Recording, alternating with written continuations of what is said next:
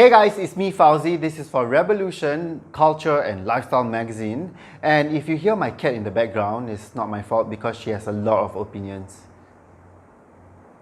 She's very silent right now. Maybe we'll see later. I mean, it's really your opinion, you know? No, look at me while I'm talking to you.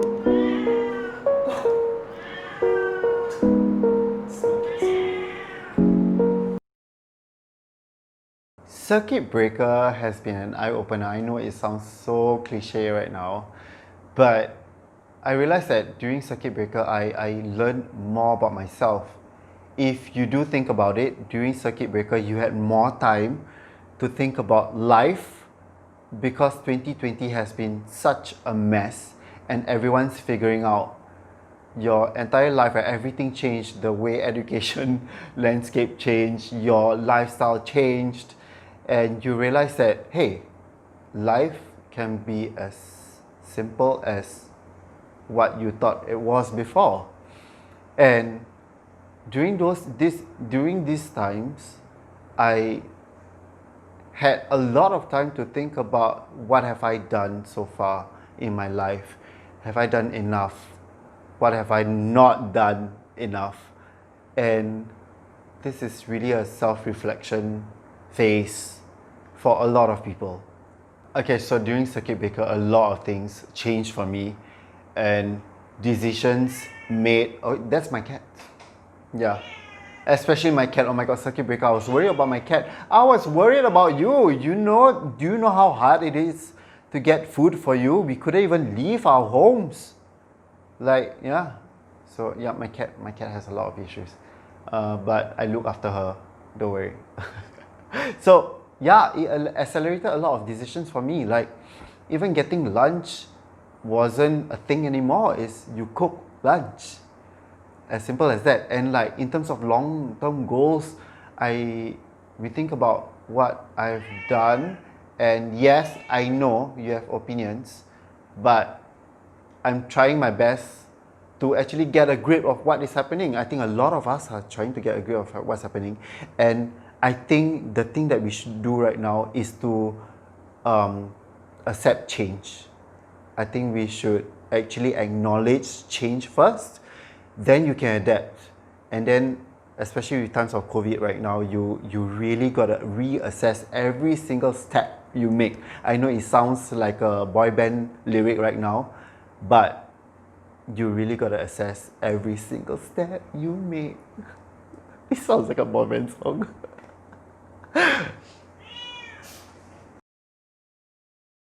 So circuit breaker has been difficult for a lot of people, but if I'm going to share with you my struggles during circuit breaker, it's probably going to come from a privileged standpoint. And I did a long reflection about, oh my gosh, so maybe context first. Like, previously, I grew up in an underprivileged family. And can you imagine living poor in Singapore? 7 of us lived in, including our parents, 7 of us lived in a shoebox house. It was rented. It wasn't even a place to call home.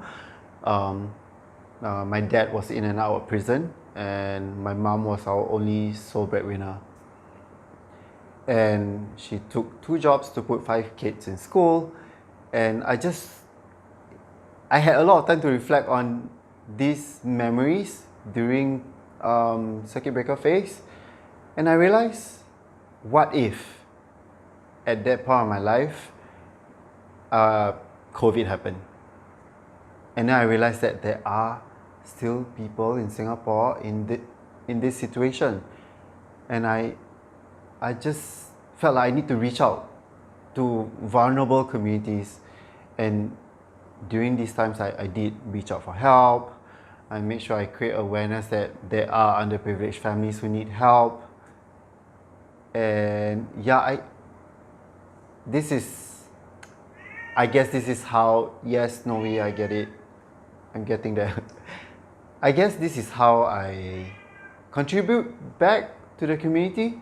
Because growing up, I didn't have any Cheche or Koko to look up to, and then now I realize that, hey, with this kind of followings, I think I should be out there helping people, right?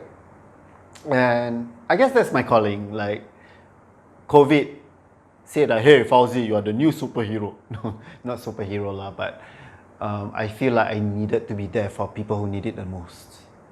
Yeah.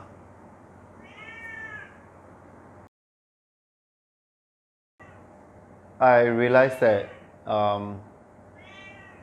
it's more than just me reaching out to people.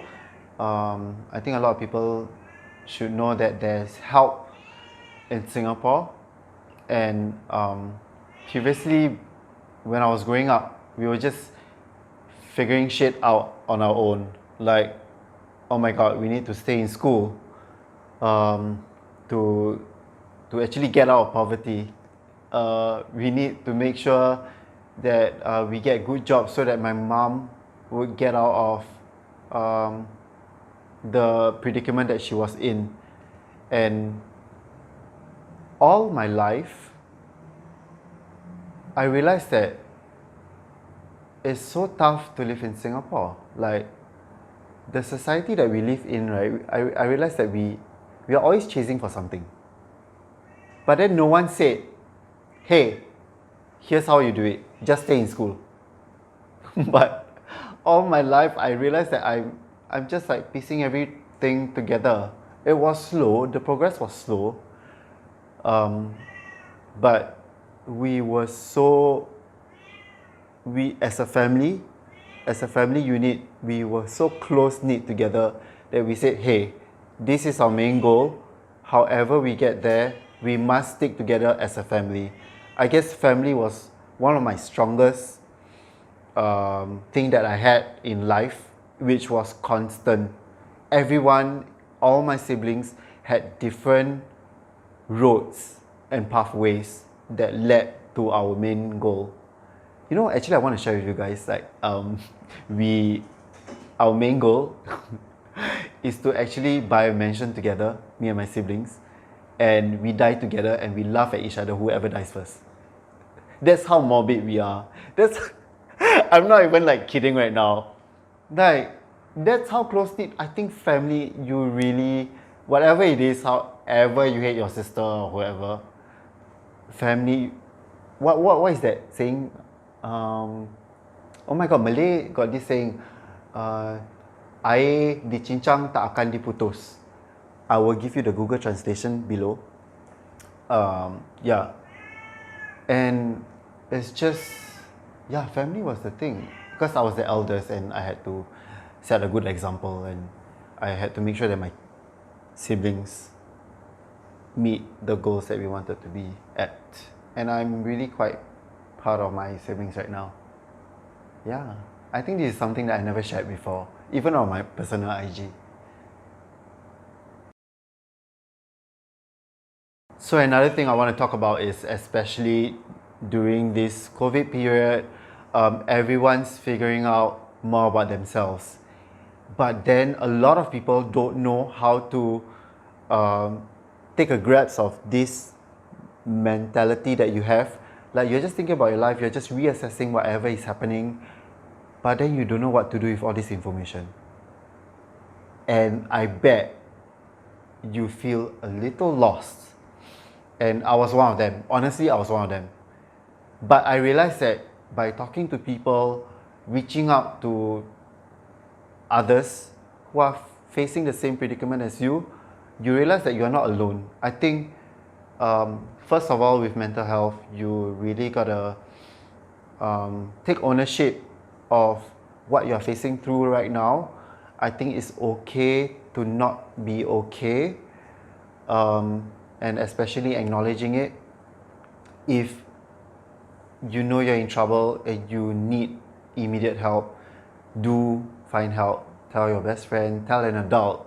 If you are a kid watching this, talk to your friends, someone you trust. And I realized that even as a in a privileged setting with a lot of social media followings, I had to put up a front, and it was so tough. Like, I couldn't be vulnerable. Imagine going to shoots, but then it's during COVID, and then I feel sad because I know there are issues that I'm not solving, but then I need to stay. I need to grab my job, make sure I don't lose it. I still need to work hard, and all these things were part of my struggles, but I did acknowledge it. Always acknowledge your issues first, and then assess, get help if you need, and find solutions. I really hope this rings a bell for most of you, and I just want to, even though it's not everyone's solution, I hope it helps someone out there. Okay, here's come the cheeky part. So, I don't know why. I feel like when I do content and when I see people enjoy my content and people laugh, I feel a sense of relief. Like, hey, I have made an impact on someone's life, and it will travel because they will share with someone else will laugh, and I really enjoy making people laugh. And engagement with my followers is so important to me because they are like family. Like, my followers are my family. They are the reason why I'm here. And I really appreciate that. And creating content is not just being a personality online. I feel like I want to be your friend. I want to reach out to you if you need help. Or maybe I need help, I'll reach out to you. It goes two ways because we are all humans. I think more than anything, I may be an influencer, but more importantly, I'm still a human. And I don't want to draw that line. I'm still a human. That's why in my social media, I always address issues. I make you laugh, address issues again, I make you laugh. So it's like a constant, like a beat, like a padam, boom, boom, padam, boom, boom, laugh, don't laugh, laugh, don't laugh. No, I'm just kidding. As in, like, yeah, I guess that's how, as an influencer, I don't call myself influencer because, like, I feel like I'm more of an actor, and an entertainer. And saying that I'm an influencer, I think it's a huge burden on my shoulder. If I want to call myself influencer, I really need to influence. The word influencer. That's why I make sure that I contribute back to the community, and that's you guys and everyone else who needs it the most. Yeah. Okay, so there are two things in life I always tell people. First thing, dedication leads to excellence. This was a saying from my secondary school, from Yuhua Secondary School. Anyone from Yuhua Secondary School, give me a shout out. I was from concert band, and dedication leads to excellence was our model, and like that thing is always ringing in my head. And I think you need to find that line in your head to motivate you however you are in your life right now. And this has to be personal to you, because that was personal to me, and I felt like the people who led me through that values really was the back of my mind. I really need to thank them. I always go back to my secondary school and I need to thank all the teachers, the people who are behind all this. But more importantly, my second thing that I tell people is that first, I'm Fauzi, and second, I may be whatever I am. First, I'm Fauzi, I may be gay. First, I'm Fauzi, I may be Malay. First, I'm Fauzi, I may be Muslim. These are all secondary things. Always know yourself first. You need to find yourself first, and then you can make an impact on the people around you or a stranger. Like, I always believe in talking to strangers because sometimes, right, when you put a smile on a stranger's face, it might just make their day. It's really true because there was one time, right, I was just alone in the lift. I was just feeling sad, like I couldn't get the chicken rice that I wanted to because it was closed. And then this guy, he's just like, how's your day? I was like, oh my god, no one asked me that before.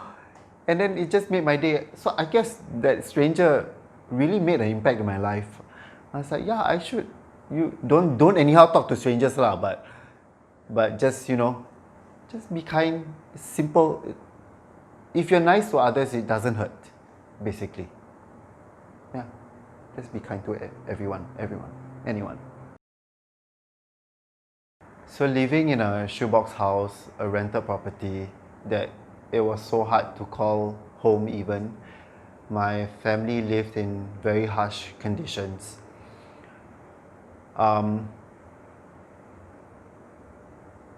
So there's 7 of us. We live in a small house with, I remember like the kitchen was here and then the living and bedroom was just here. So it's just a small house and we had to live together. My mom sometimes would come home crying because she would say things like, I'm sorry, I don't have money for school tomorrow. And then that breaks my heart.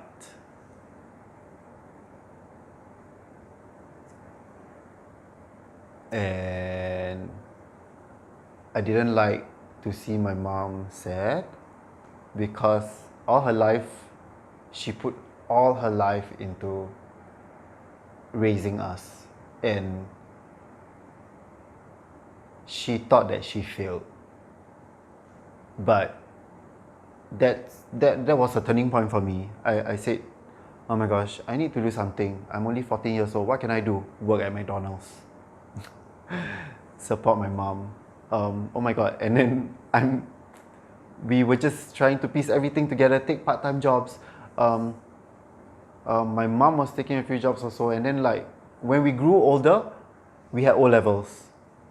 And then I just make sure that my siblings stayed in school, make sure you get scholarship or anything. It was just so difficult. I was basically trying to raise a family at a young age. Oh my god, to come to think of it, it sounds very daunting. But yeah, at a young age, as the eldest brother, I was already looking after a family. It was heavy for me, and to think of it right now, I'm very proud of it. But to whoever is out there, if you are really in the same circumstance, I feel like you need to press on.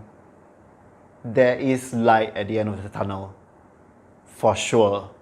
It is slow. It is 20 years slow. But you need to believe in yourself, in whatever you do. And to come to think of it, I go like, that was easy. No, legit, like, I realize the things that we go through right now is tougher as an adult than when we were younger. We just need to make sure you stay in school. I can't believe I'm saying this, staying in school. Stay in school. Like, I hope it rings in your head. Stay in school. Like, you just need to make sure that you do whatever you do right now. Don't worry about things. Don't worry about the end goal. Just make sure you focus right now. It's like, if you forget about the crumbles, you know when you make cake, and then after that the dough, when the crumbles fall, you won't make a cake. So you cannot forget about all these crumbles. You know, you piece them together, and then one day it will become a cake. Yeah. The small little things in life matter. So make sure you pick up the crumble, make it into a cake. I've never said this before. It should be my own quote.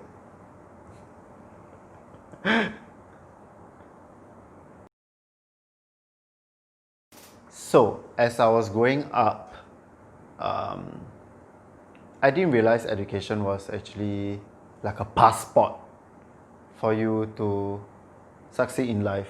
I guess I shouldn't say succeed in life.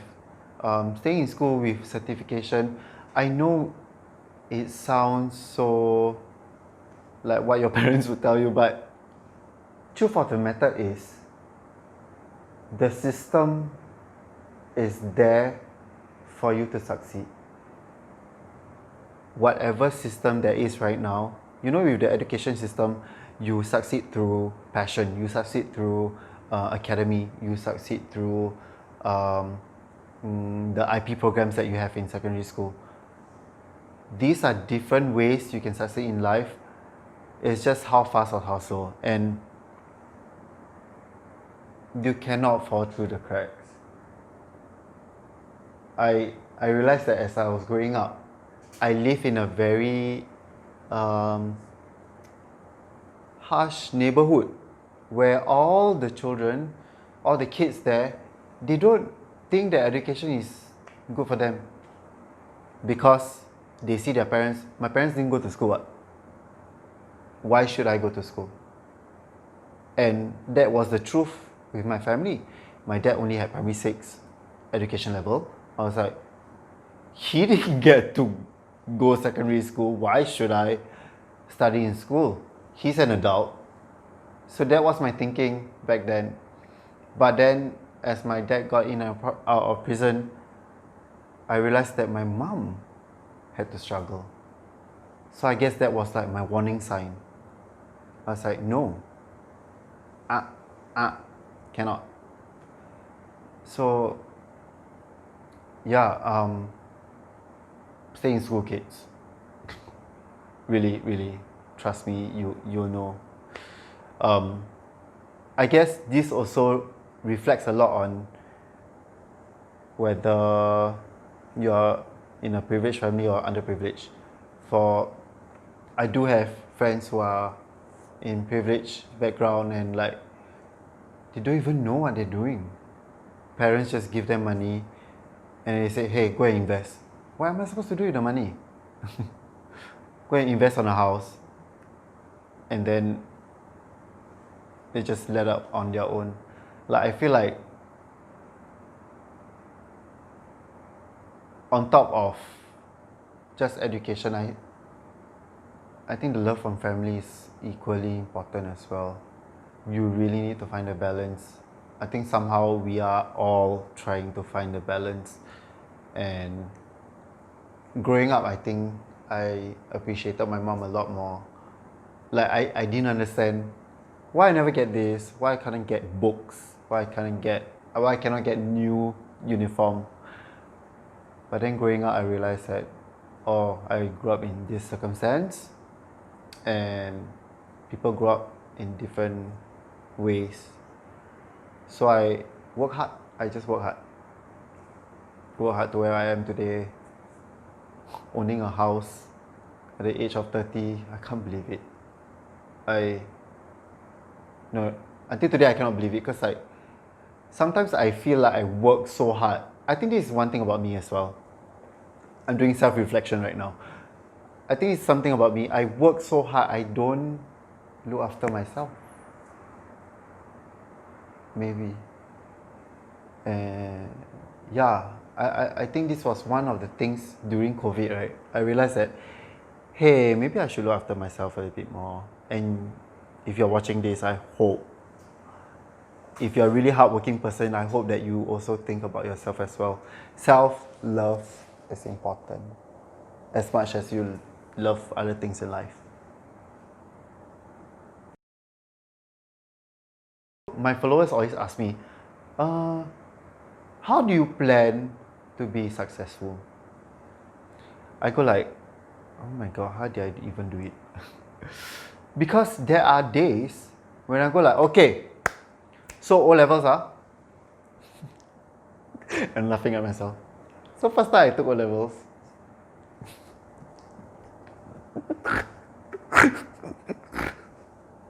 First time I took O-levels, it was so embarrassing. I failed. But I was so sure I passed.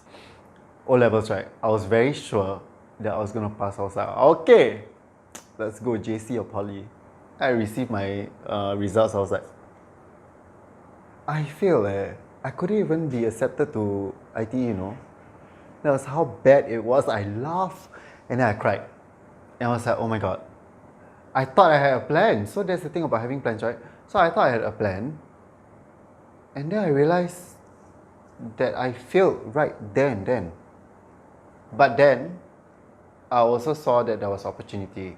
You can repeat your O-levels, so I did repeat my O-levels. And guess who got top student? So, yeah, when you plan your life, you realize that, sometimes you might fail. And then when you fail, that's where you learn, right? And then you succeed better. You learn from your mistakes, but don't purposely go and fail lah. I feel like this is how you handle your mental strength as well. Because if you worry too much about the long-term goals, right? Remember I said about the crumbles? If you forgot about the crumbles, your cake will not be a cake, you know? So you need to make sure your crumbles are put together well. So yeah, focus on the short-term goals, I guess. Like me as an adult even. Like I realized my goals are just 2-year goals. Every 2 years what's my goal? Every 2 years what's my goal?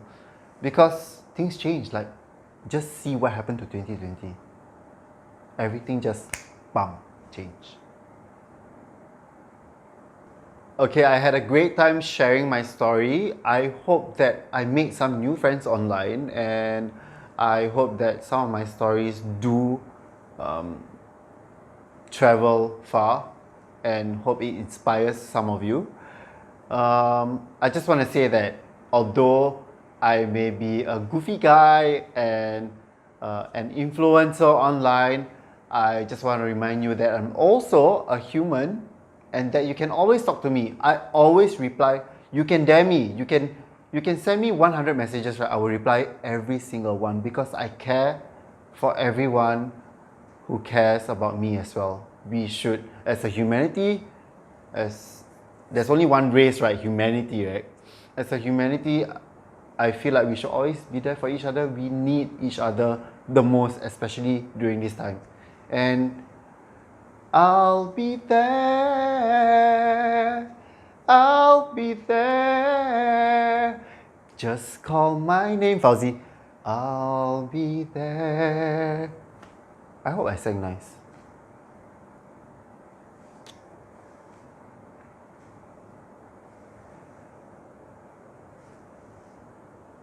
Love you.